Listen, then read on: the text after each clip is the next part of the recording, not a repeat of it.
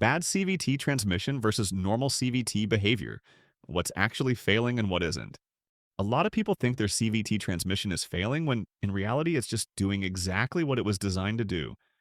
And because CVTs don't behave like traditional automatics, they get blamed more than any other transmission on the road. Today we're going to clear that confusion once and for all. If you've ever driven a car where the RPMs stay high while the speed slowly climbs, or you hear a strange whine that doesn't sound like a normal gear shift, this video is for you. By the end, you'll know the difference between normal CVT behavior and the warning signs that mean real damage is happening inside the transmission. Let's get started. The CVT, or continuously variable transmission, was built to solve two big problems at the same time. Car makers needed better fuel economy, and they also needed smoother power delivery. Instead of using fixed gears like a traditional automatic, a CVT uses a belt or chain running between adjustable pulleys. That setup allows the transmission to change ratios seamlessly without shifting gears. And this is where the misunderstanding begins. Because there are no real gear shifts, a CVT doesn't feel or sound like what most drivers grew up with. So when it behaves differently, people assume something is wrong. One of the most common complaints is what drivers call the rubber band effect. You step on the gas, the engine revs up, and instead of shifting through gears, the RPM stays steady while the car slowly gains speed. To someone used to a normal automatic, this feels like the transmission is slipping. But here's the truth. That behavior is completely normal. A healthy CVT is programmed to hold the engine at the most efficient RPM for power and fuel economy. Instead of letting RPM rise and fall like a staircase, it locks the engine into its sweet spot and adjusts the pulley ratio underneath. That steady RPM you hear is actually the transmission doing its job properly. Another thing that worries drivers is high revving on cold starts. On a cold morning, you put the car in drive and notice the engine revving higher than usual, sometimes for a few minutes. This is not a failing transmission. The engine computer and the transmission computer are working together to warm things up quickly. The catalytic converter needs heat to reduce emissions, and the CVT fluid needs to reach the right temperature before it can control pulley pressure accurately. Until that happens, higher RPM is completely expected. Then there's the whining noise. CVTs operate under extremely high hydraulic pressure to clamp the belt or chain between the pulleys. That pressure can naturally produce a light, high-pitched whine during acceleration. Compared to traditional transmissions with heavy gears, CVTs create higher frequency sounds. A faint whirring or humming noise under load is normal behavior. Some CVTs even simulate gear shifts.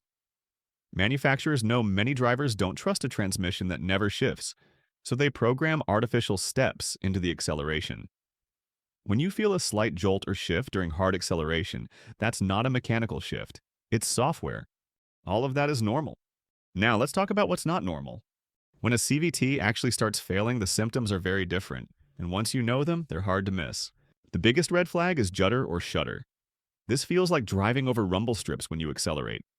The car vibrates violently, especially from a stop or at low speeds. Judder means the belt or chain is slipping against the pulleys and then grabbing again. This usually happens when the pulley surfaces are damaged or scored. Once that happens, no fluid change can fix it. The physical surfaces are already compromised. Another serious warning sign is loud whining or grinding. A normal CVT whine is light and only noticeable under load. A failing CVT produces a loud, constant whine that increases with vehicle speed, not engine RPM. That often points to worn bearings or internal fluid aeration. Grinding or rattling noises are even worse. That usually means metal is already circulating inside the transmission. In chain-driven CVTs like Subaru's Lineartronic, rattling during cold starts can be an early sign of chain stretch, which often leads to total failure. Delayed engagement is another major problem.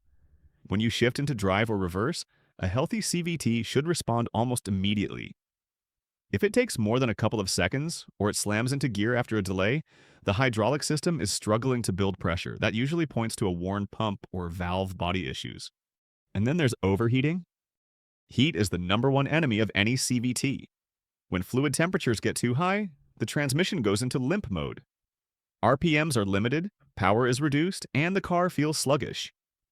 If this happens often, especially during normal driving or highway cruising, something is wrong with the cooling system or the fluid itself.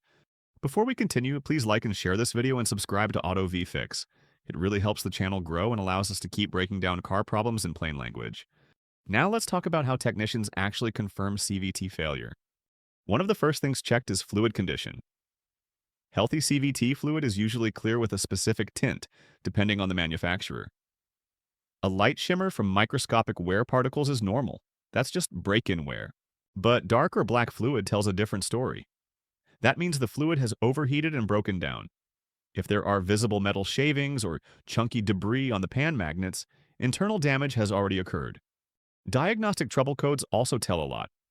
Modern CVTs constantly monitor pressure, temperature, and slip rates. Codes related to judder detection, pressure sensor performance, or torque converter lockup failures usually confirm that the transmission is no longer operating within safe limits. Now let's look at brand-specific patterns because not all CVTs fail the same way. Nissan CVTs, especially older Jatco units, developed a reputation for early failure. Cooling issues and oil pump problems caused pressure loss and overheating. Newer designs have improved significantly, but fluid maintenance is still critical. Toyota took a different approach. Their direct shift CVT uses a physical launch gear to handle initial acceleration. That reduces stress on the belt and dramatically improves durability. Their hybrid CVT is a completely different design altogether, using planetary gears instead of belts or pulleys, which is why it's so reliable.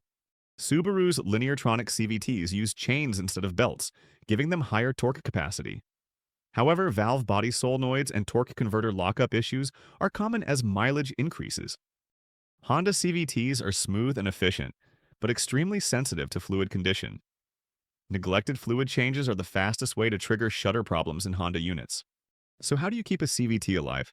First, forget the idea of lifetime fluid. That doesn't exist in the real world. Changing CVT fluid every 30,000 to 60,000 miles is one of the best things you can do, especially in hot climates or stop-and-go driving. Avoid aggressive launches. Flooring the gas from a standstill can cause belt slip before full hydraulic pressure builds, and that damage happens instantly. On cold mornings, give the car a short warm-up. 30 seconds is enough to get fluid circulating properly. And always use the correct OEM fluid. CVTs are extremely sensitive to friction properties. Universal fluids often cause long-term slip and wear. A healthy CVT feels different, but it feels consistent. Smooth acceleration, steady RPMs, and a light whine are all normal. A failing CVT feels unstable. Vibrations, grinding noises, delayed engagement, and overheating are the real warning signs.